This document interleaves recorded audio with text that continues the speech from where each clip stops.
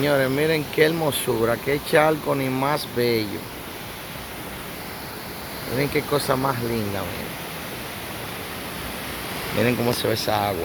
Ya llovió, el río está sucio. Pero estos son unos arroyos de agua cristalina. Esto se llama Los Cacaos.